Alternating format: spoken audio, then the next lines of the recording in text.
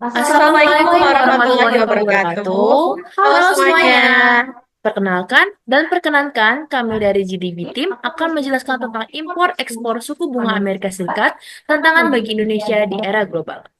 Dengan saya, Dinda Losviva Azarini Salsabila, dengan NIM 24123231 bersama rekan saya. Saya Gladys Aulia Putri dengan NIM 24123224. Dan saya Tri Utami Bakti dengan NIM 24 12 3244. Pada kesempatan kali ini, kami akan menjelaskan tentang topik ketidakpastian arah kebijakan suku bunga serta regulasi impor dan ekspor yang diterapkan oleh Amerika Serikat menciptakan dinamika global yang kompleks dan penuh tantangan, sehingga mendorong Indonesia untuk memperkuat stabilitas ekonomi domestik, meningkatkan daya saing nasional, serta mengurangi ketergantungan terhadap pasar global guna memitigasi potensi dampak negatif dari perubahan kebijakan ekonomi global tersebut dengan metode pastel yaitu politik, ekonomi, sosial, teknologi, lingkungan, dan legal atau hukum.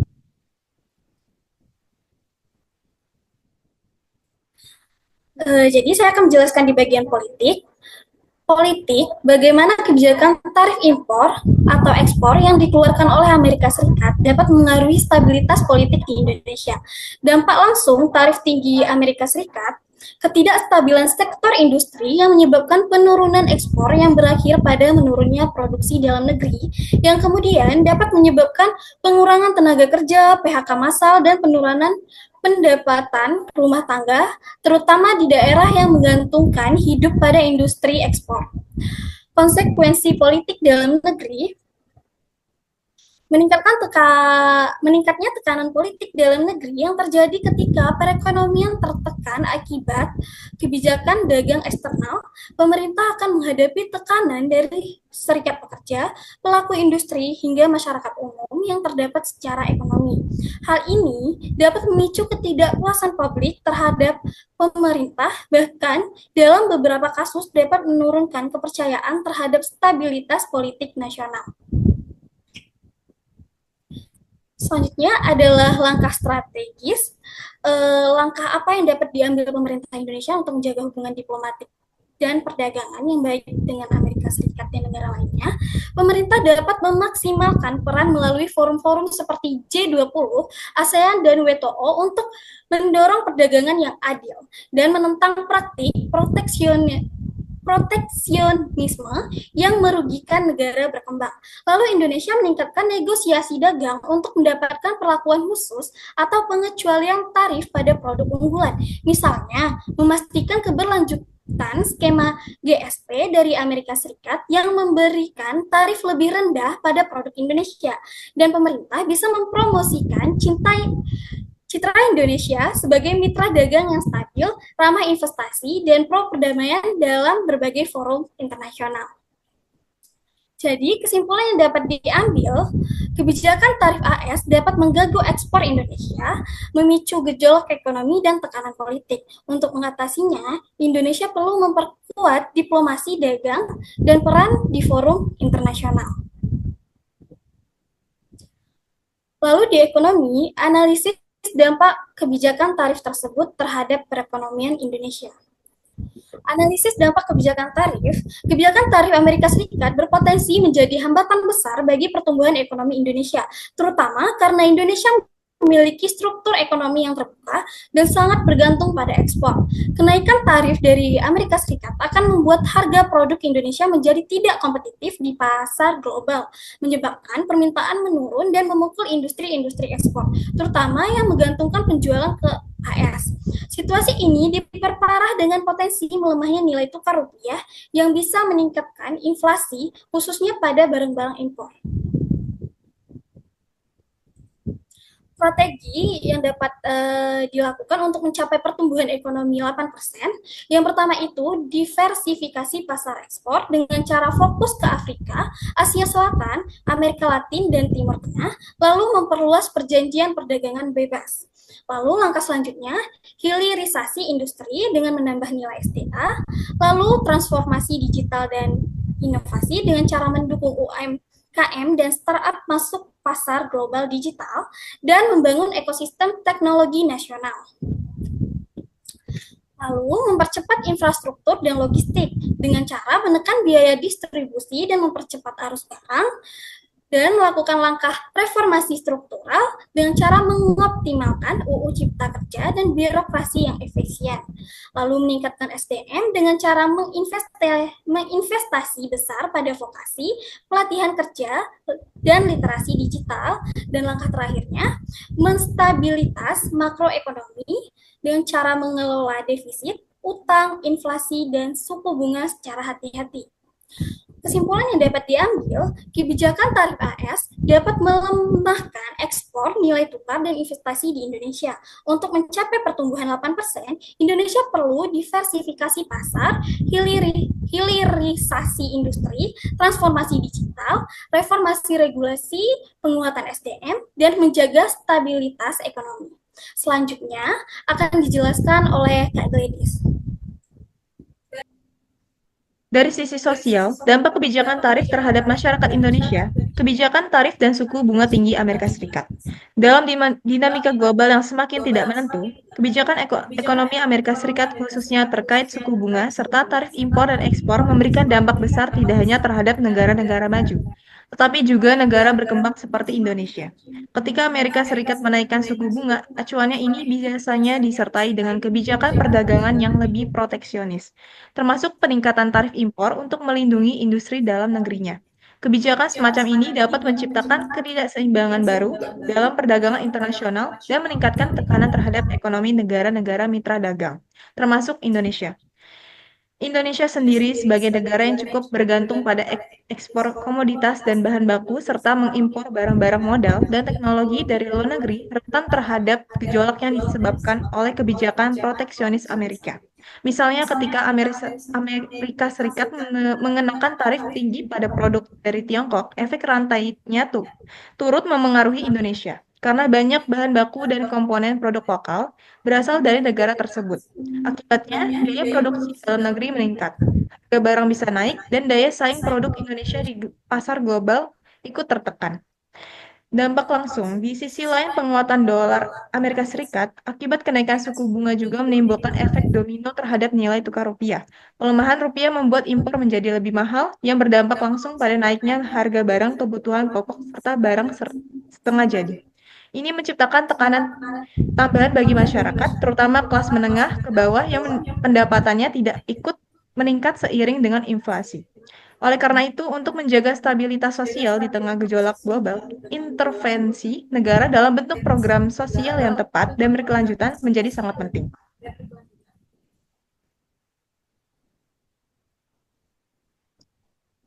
Pemerintah Indonesia dapat merespon kondisi ini dengan memperkuat jaring pengaman sosial, subsidi terhadap bahan kebutuhan pokok seperti pangan, energi, dan transportasi publik dapat menjadi tameng pertama untuk merendam lonjakan biaya hidup. Namun tidak kalah penting adalah peningkatan akses terhadap layanan dasar seperti pendidikan dan kesehatan melalui program-program seperti Kartu Indonesia Pintar dan Kartu Indonesia Sehat. Agar masyarakat tetap dapat memenuhi kebutuhan fundamental, mereka meskipun kondisi ekonomi sedang berat. Selain itu, strategi jangka menengah dan panjang juga harus dipersiapkan. Misalnya melalui pengembangan program pelatihan kerja dan wirausaha bagi kelompok rentan, serta dukungan konkret bagi UMKM yang memiliki potensi untuk menggantikan barang-barang impor yang kini semakin mahal dengan mendorong industri lokal yang lebih tangguh dan adaptif. Indonesia bisa mengurangi ketergantungan terhadap barang impor sekaligus menciptakan lapangan kerja baru.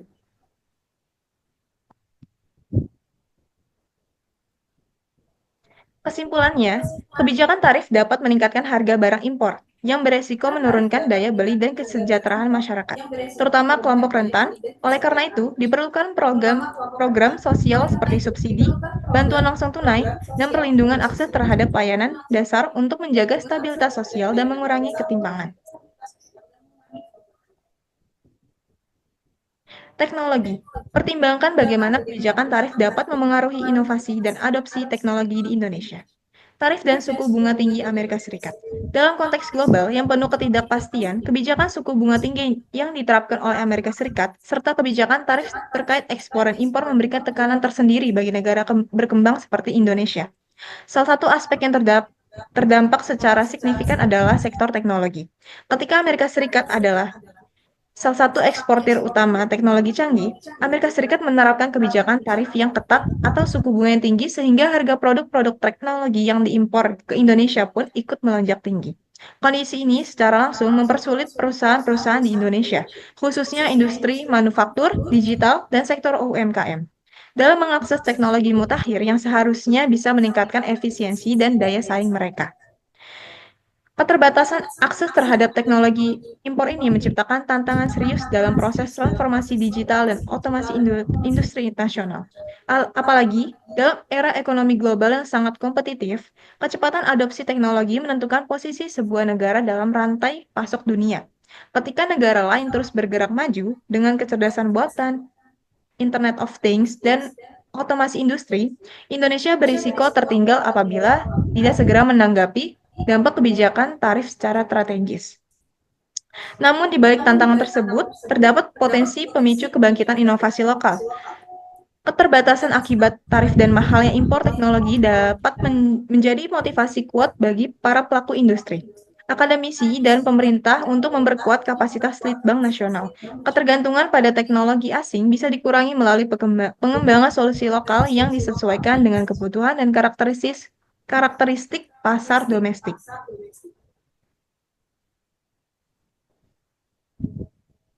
Solusi strategis untuk mendorong pengembangan teknologi lokal agar dapat bersaing di pasar global, Indonesia perlu mengambil beberapa langkah strategis.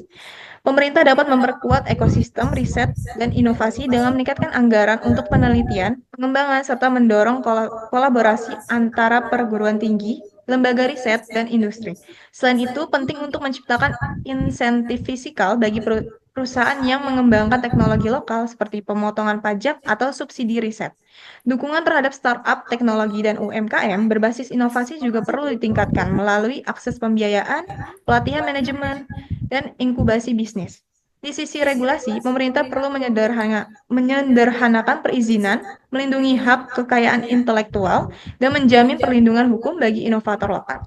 Terakhir, promosi produk teknologi, menjamin perlindungan produk teknologi Indonesia ke pasar internasional melalui pameran dagang, diplomasi ekonomi, serta kerjasama regional dapat membuka peluang ekspor dan memperkuat daya saing global teknologi lokal. Kesimpulannya yaitu tarif terhadap barang teknologi impor dapat menghambat akses terhadap peralatan dan inovasi yang dibutuhkan industri lokal. Hal ini berpotensi memperlambat transfer uang dan produktivitas. Solusinya yaitu mendorong pengembangan teknologi dalam negeri serta memberikan insentif bagi riset dan inovasi lokal agar Indonesia tidak tertinggal secara digital di tengah persaingan global. Selanjutnya akan dibacakan oleh teman saya, Dinda. Baik, saya selanjutnya akan membahas dari sisi lingkungan. Analisis dampak lingkungan dari kebijakan tarif yang diterapkan oleh Amerika Serikat. Kebijakan tarif yang diberlakukan oleh Amerika Serikat tidak hanya berimplikasi pada dinamika perdagangan global, tetapi juga menimbulkan konsekuensi yang signifikan terhadap aspek lingkungan hidup. Misalnya, ketika Amerika Serikat mengenakan tarif tinggi terhadap produk-produk ramah lingkungan seperti panel surya yang diimpor dari Tiongkok, hal tersebut secara tidak langsung menghambat upaya global dalam menurunkan emisi karbon dan memperlambat transisi menuju penggunaan energi bersih.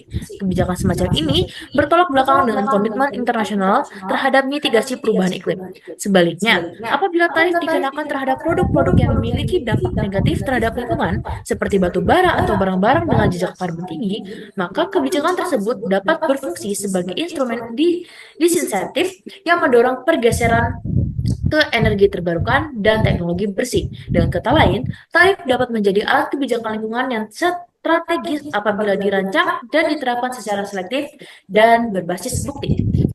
Laporan gabungan dari World Trade Organization atau WTO dan United Nations Environment atau Program atau UNEP menunjukkan bahwa kebijakan tarif memiliki potensi untuk mendukung agenda keberlanjutan lingkungan jika diarahkan dengan tepat. Akan tetapi, apabila kebijakan ini salah sasaran atau tidak mempertimbangkan dampak ekologis secara menyeluruh, maka tarif dapat menjadi hambatan terhadap inovasi ramah lingkungan dan bahkan memperburuk degradasi lingkungan global. Dengan demikian, dapat disimpulkan bahwa dampak lingkungan dari kebijakan tarif sangat bergantung pada kategori barang yang dikenai tarif. Oleh karena itu, diperlukan kajian yang holistik dan berbasis data, namun merumuskan kebijakan ini agar tidak menghambat proses transisi menuju ekonomi hijau yang berkelanjutan. Lalu, bagaimana Indonesia dapat mengintegrasikan prinsip-prinsip keberlanjutan lingkungan ke dalam strategi pertumbuhan ekonominya? Indonesia memiliki peluang untuk mengintegrasikan dimensi lingkungan ke dalam kerangka pembangunan ekonomi melalui penguatan sektor-sektor industri hijau. Langkah konkret yang dapat diambil antara lain pengembangan energi terbarukan, pengelolaan limbah terpadu, serta penerapan praktik pertanian yang berkelanjutan. Salah satu kebijakan strategis dalam hal ini adalah program energi baru dan terbarukan (IBT) yang tengah digalakkan oleh pemerintah. Berdasarkan laporan Kementerian PPN atau Bappenas pada tahun 2022, integrasi prinsip ekonomi hijau secara sistematik dan konsisten berpotensi DB di Indonesia hingga 6% pada tahun 2045. Di samping itu, pemerintah dapat memberikan insentif fiskal seperti pengurangan pajak atau subsidi kepada perusahaan-perusahaan yang menerapkan praktik produksi dan distribusi yang ramah lingkungan. Dengan demikian, pertumbuhan ekonomi nasional tidak perlu dipertentangkan dengan keberlanjutan lingkungan, asalkan terdapat regulasi yang kuat serta dukungan intensif yang tepat untuk mempercepat transformasi menuju ekonomi hijau. Selanjutnya, melalui sisi legal atau hukum, tinjauan aspek hukum terhadap kebijakan tarif yang diberlakukan oleh Amerika Serikat. Dalam konteks hukum internasional, penerapan kebijakan tarif oleh suatu negara, termasuk Amerika Serikat, semestinya tunduk kepada ketentuan yang diatur oleh World Trade Organization atau WTO. Negara-negara anggota secara prinsip diwajibkan mematuhi asas non-diskriminasi dan prinsip perdagangan yang adil atau fair trade. Namun, kenyataannya, Amerika Serikat kerap kali menerapkan kebijakan tarif secara sepihak, seringkali dalam rangka kepentingan politik maupun proteksi ekonomi domestik, seperti yang terlihat dalam perang dagang antara AS dan Tiongkok. Salah satu contoh nyata dari kebijakan tarif yang kontroversial adalah ketika Amerika Serikat memberlakukan tarif terhadap baja dan aluminium pada tahun 2018. Kebijakan ini memicu gugatan dari sejumlah negara ke WTO dengan alasan bahwa kebijakan tersebut tidak mencerminkan prinsip keadilan dan transparansi dalam perdagangan global. Akibatnya, muncul ketegangan hukum dan ekonomi antar negara yang pada akhirnya memperumit relasi diplomatik dan stabilitas sistem perdagangan multilateral. Kebijakan tarif yang diambil secara unilateralis oleh Amerika Serikat seringkali menimbulkan persoalan hukum internasional karena dianggap menyimpang dan komitmen terhadap prinsip perdagangan bebas dan adil yang menjadi landasan operasional WTO. Hal ini menunjukkan adanya ketidakseimbangan dalam implementasi hukum perdagangan internasional yang dapat merugikan negara-negara berkembang termasuk Indonesia. Dalam menghadapi situasi ini, langkah-langkah hukum apa yang dapat diambil Indonesia untuk melindungi kepentingan ekonominya di ranah internasional? Indonesia memiliki beberapa opsi strategis dalam upaya melindungi kepentingan ekonomi nasional dari kebijakan tarif merugikan. Pertama, Indonesia dapat mengajukan gugatan melalui Dispute Settlement Body dari DSB oleh WTO jika terdapat indikasi pelanggaran terhadap perjanjian perdagangan internasional yang telah disepakati. Kedua, Indonesia dapat menjalin atau memperkuat perjanjian bilateral maupun multilateral yang memuat ketentuan perlindungan terhadap produk-produk domestik. Ketiga, Indonesia dapat memanfaatkan forum regional dan global seperti ASEAN dan G20 untuk membentuk aliansi strategis dan memperkuat posisi tawarnya dalam negosiasi perdagangan internasional.